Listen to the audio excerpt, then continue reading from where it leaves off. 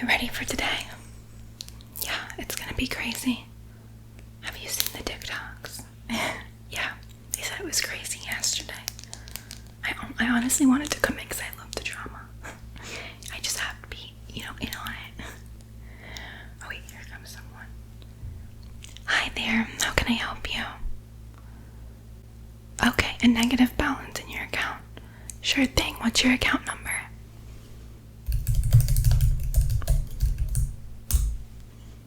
Okay, do you have a form of identification? Okay, thank you. Okay, so according to my records here, the reason that you have a negative account balance is because you deposited a fraudulent check into your account. Yeah, so that one did bounce. So recently here at the bank, we have been dealing with a recurrent issue, per se, in regards to a recent social media trend known as the bank check glitch. Yeah, so were you one of the people to maybe participate in that? You were. Yeah. Okay, so no, that actually wasn't a glitch with our system. Right, so the reason why the fraud department reached out and the reason why you have a negative balance is because what you did is actually check fraud. Well, ma'am, even if you didn't know, it's still what it is, okay? So that's check fraud. So when you fill out a check and you deposit it and then you take the money out, but you know the check is going to bounce, that's what it is. And so we do have, evidence of you depositing the check and then withdrawing the money from your account, right? Because there's cameras. Exactly, cameras, right? Yeah. Well, you can read the email that the fraud team sent you. According to here, what I see, you have a balance of around $140,000 that you owe. Right, so you took out $150,000, but you had $10,000 in your account, so that was used as a credit towards your debt. Right, yeah, your account has been terminated, that's why you can't access it. Yeah, so anyone involved in this scandal, their account was immediately terminated. Well, if you can imagine, there's a reason why, right? Well, yeah, I know that you didn't know that this was considered fraud, right? You thought it was a glitch. However, it doesn't change the fact that this still is fraud and you still committed it. There's still evidence of you doing that. Yes, so it doesn't matter if it's a trend or, someone told you to do it, but you still went out there and you did it. Right, and then you took the money out. Now, what I will say and what I will advise you, besides talking to the fraud department, I would of course advise that you do pay that back, and I do have this form here. And that form you can fill out and you can send that in, or you can bring it in here to the bank and meet with our fraud manager, and you can just pay back the money. You spent the money, all of it. You spent $150,000. How? Oh my goodness, what did you get? A car. And food.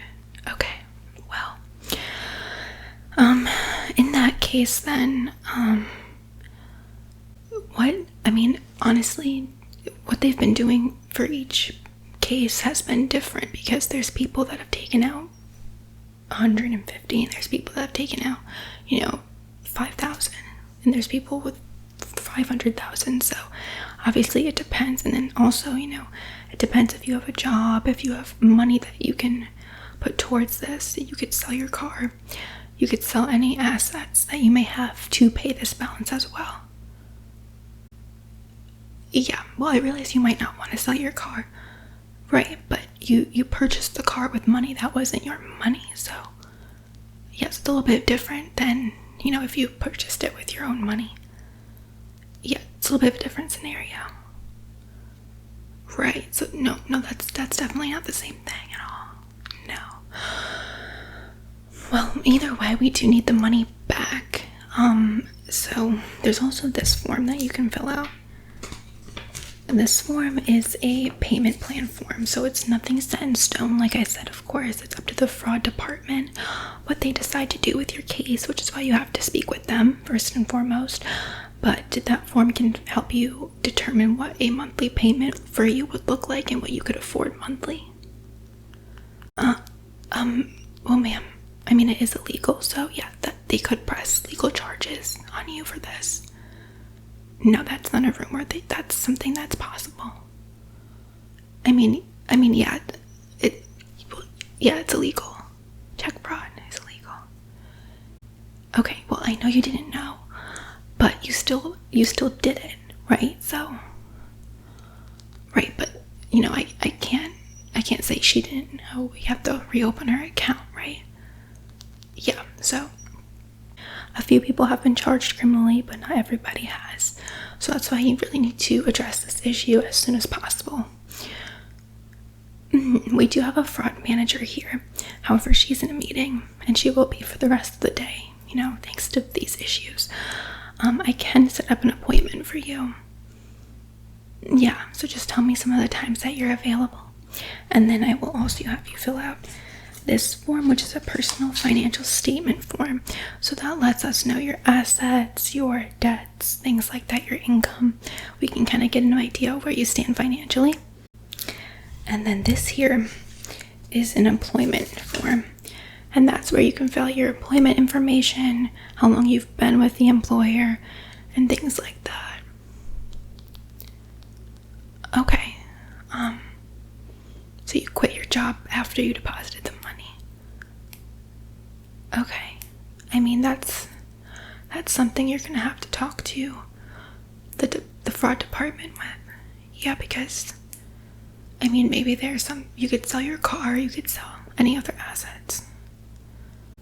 Okay, well, I know you don't want to sell your car, but I'm just saying you need to pay that back. And if that's the only asset you have, but you don't have a job, then you might have to do that. Well, ma'am, I don't know where you're gonna get money for rent and things. No, I mean, I don't know how this is gonna affect your credit score either, but I don't foresee it being positive. Yeah, I mean, it's not a good look, right? Okay, well, when are you available? Well, ma'am, we're not open at 8 p.m. We're open 8 to 4 business hours. No.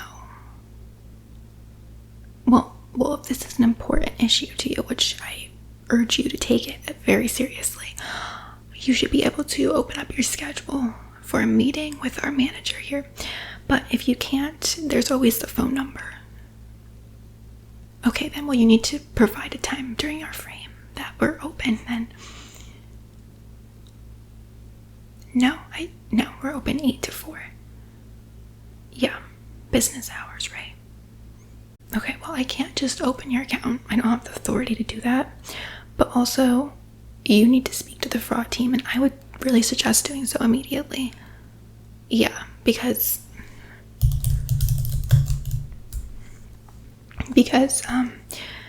like, I can pull up the email they sent you.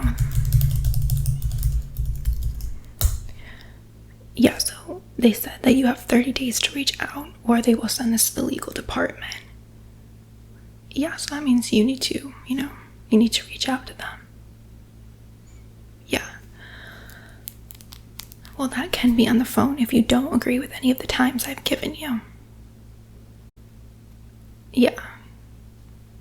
Okay, good. 3 p.m. Any weekday. So I will forward this information to our fraud department manager as soon as she's done with her meetings today, before she leaves, and I will have an email to you by tomorrow of an appointment time with her that you can attend. No, unfortunately, there's nothing else I can do for you. Like I said, I can't open your account. I can't tell you the outcome of this because, like I said, it's case by case, and it's not my job. So, well, Yeah, I know, social media can be very overwhelming for people. It can be very toxic. It can have really unrealistic, content. However, you decided to do this, and it's your bank account.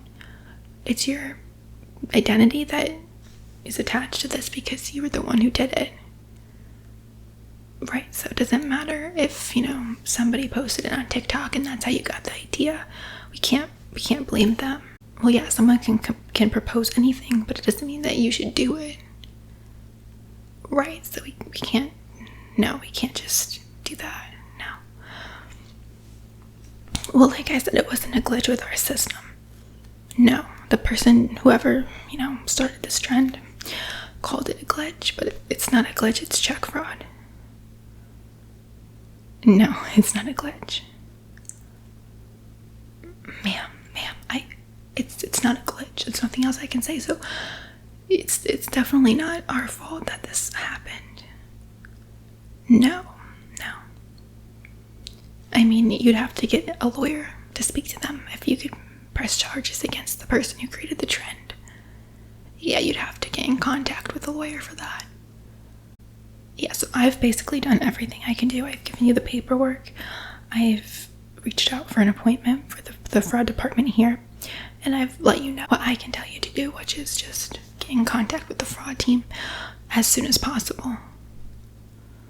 Yeah, and if I were you, I would also start looking for a job. Maybe reach back out to your old employer. Yeah, because you're gonna have to pay this back. You might want to look into selling your car, other assets as well. Well, ma'am, it's $140,000. I know you want to keep your car, ma'am, but I mean, it's like I said, it might be a nice car, right? But it wasn't purchased with your own money. Ma'am, it wasn't a glitch. It wasn't a glitch. Okay, I really can't help you anymore. Yeah, and I have a bunch of other people to help. Okay, so I've already submitted that information. I'm going to send you a generic email. I just sent it. And then I'll let you know tomorrow the times that our manager is available to meet you and you can pick. Yeah, that's all I can do for you now. Okay, yeah. Right, okay. Well, have a good day then. Okay. No, she bought a car. Yeah. 140. How much is yours? 300K. Wow, this is crazy. Yeah, this is like something I've never seen before. Right? Wow. Yeah. No, I don't think this is social media really